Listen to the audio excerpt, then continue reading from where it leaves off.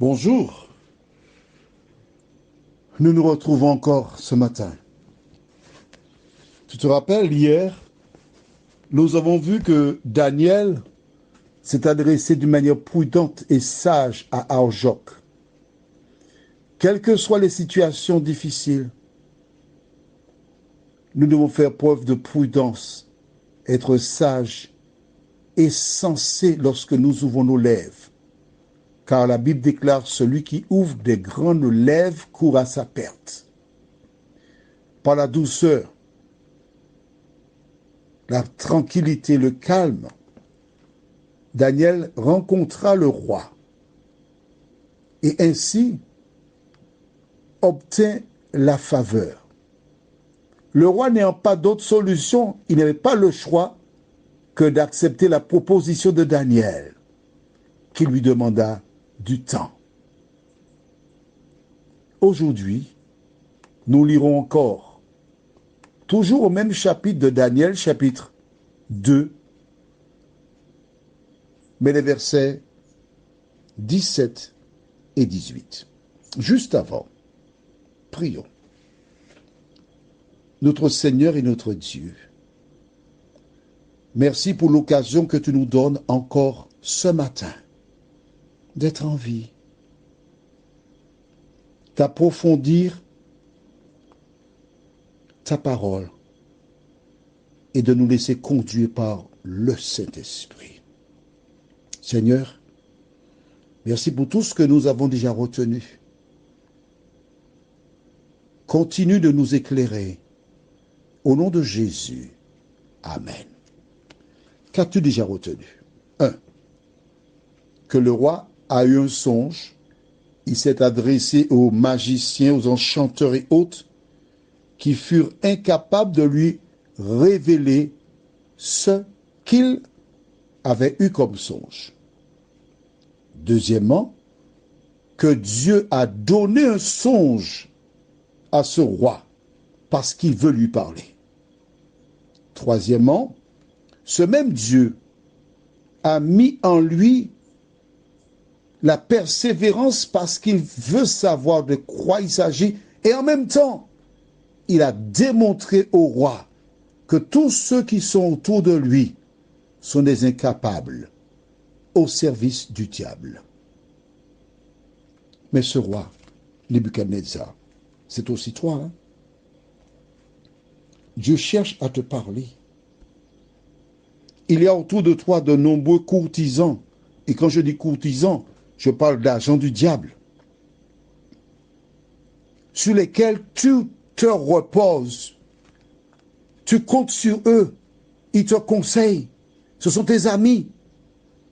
Mais en fait, sont-ils à la hauteur? Pas du tout. Certains sont exactement comme les magiciens du temps de Pharaon.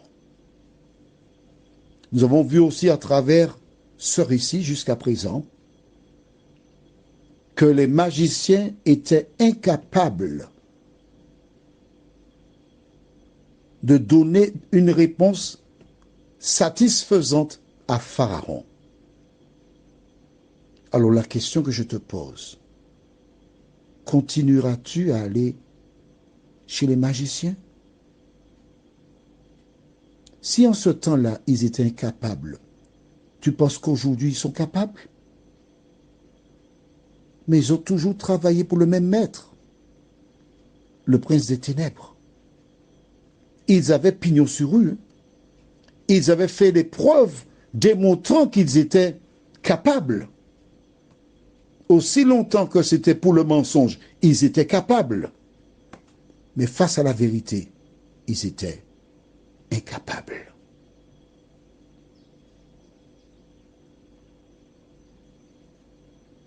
Ensuite, les magiciens ont clairement indiqué au roi qu'il n'y a personne sur terre qui révèle les secrets, excepté le Dieu créateur des cieux et de la terre. C'est bon? Aujourd'hui, nous allons lire dans Daniel chapitre 2, les versets 17 et 18. Il revient de la demeure du roi avec des informations de la plus haute importance qu'il partage avec ses compagnons. Nous lisons versets 17 et 18 de Daniel chapitre 2. Ensuite Daniel alla dans sa maison et il instruisit de cette affaire Anania, Michaël et Azaria ses compagnons, les engageant à implorer la miséricorde du Dieu des cieux afin qu'on ne fasse pas périr Daniel et ses compagnons avec le reste des sages de Babylone.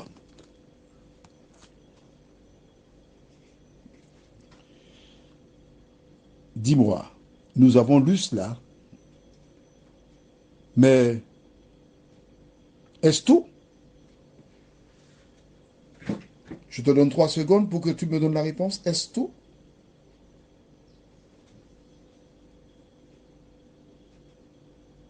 La question est la suivante. Pourquoi, en fait, qu'est-ce que Daniel et ses compagnons demandèrent à Dieu par la prière? Tu as 3 secondes. 1, 2, 3. Tu as lu la fin du verset 18. Afin qu'on ne fasse pas périr Daniel et ses compagnons avec le reste des sages de Babylone. Donc si tu t'arrêtes à ce que tu as lu là, tu peux penser à tort qu'ils ont été simplement dire Seigneur, protège nos vies, ne nous tue pas. Mais c'est pas ça, pas du tout. 2 choses à retenir. La première, à partir du moment où il a eu l'information, qu'est-ce qu'il fait? Il alla dans sa maison et il instruisit de cette affaire à Anania, Michaël et Azaria, ses compagnons. C'est-à-dire, il leur a expliqué la situation. Les gars, voici la situation. On cherche à nous mettre à mort pour telle et telle raison.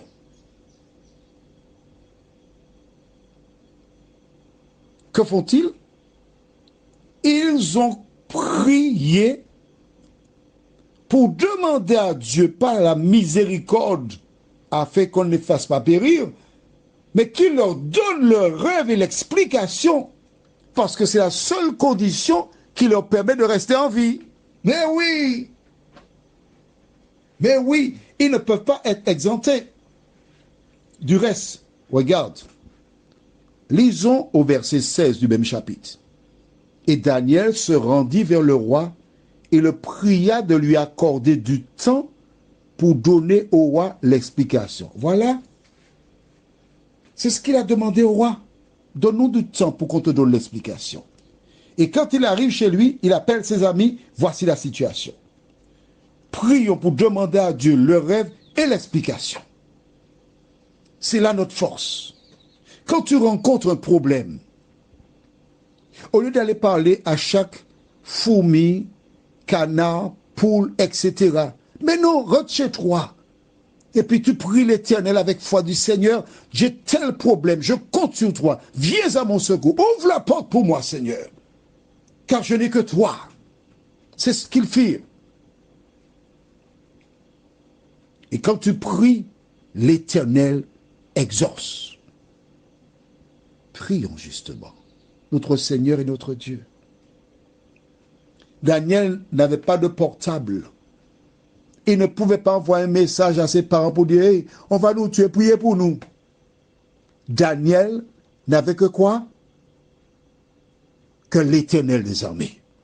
Es-tu conscient, Seigneur? Pardon.